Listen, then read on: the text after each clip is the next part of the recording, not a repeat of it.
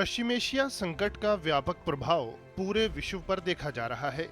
ईंधन आपूर्ति बाधित होने से इसके वैश्विक प्रभाव और गंभीर हो गए हैं। कितने ही देशों में इसका असर रसोई से हवाई यातायात तक पड़ा है।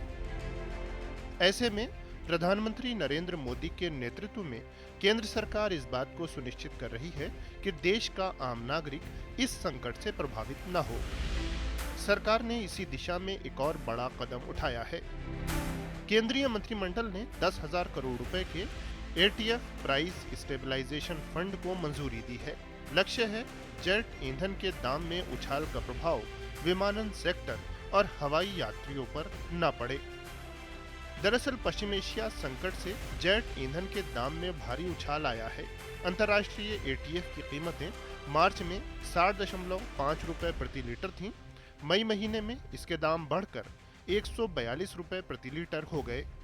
ऐसे में कीमतों में आई इस तेजी का असर कम करने के लिए सरकार ने तेल विपणन कंपनियों को 10,000 करोड़ रुपए की ये सहायता ब्याज मुक्त अग्रिम राशि के रूप में देने का फैसला किया है।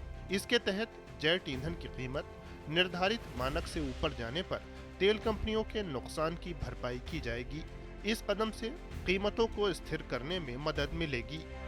इससे महंगे ईंधन का यात्रियों पर बोझ नहीं पड़ेगा। साथ ही निर्बाध घरेलू और अंतर्राष्ट्रीय हवाई कनेक्टिविटी और एयरलाइंस की बेहतर परिचालन और वित्तीय प्लानिंग सुनिश्चित होगी। जेट ईंधन लागत दरअसल किसी भी एयरलाइंस की परिचालन लागत का लगभग 40% हिस्सा होता है। ईंधन की कीमतों में अत्यधिक अस्थिरता की स्थिति में ये बढ़कर कुल खर्च के 60% तक पहुंच जाता है। ऐसे में जेट ईंधन की कीमतों में हालिया भारी उछाल का प्रभाव बहुत व्यापक हो सकता था। विमानन कंपनियां इस आर्थिक बोझ के कारण किराए में वृद्धि करती, जिसका सीधा असर आम यात्रियों पर पड़ता। इसलिए सरकार ने प्रभावी कदम उठाते हुए आम नागरिकों को इस संभावित बोझ से बचा लिया। सरकार के इस प्रयास ने विमानन सेक्टर को भी बड़े संकट से बचा लिया है। अगर ऐसा संकट आता तो इस सेक्टर में काम करने वाले लोगों की नौकरियां खतरे में पड़ सकती थीं। सरकार ने अपने कदम से इस सेक्टर के 77 लाख रोजगार की सुरक्षा भी सुनिश्चित की है। आर्थिक जानकारों, विमानन कंपनियों और हवाई यात्रियों ने सरकार की इस पहल की दिल खोलकर प्रशंसा की है।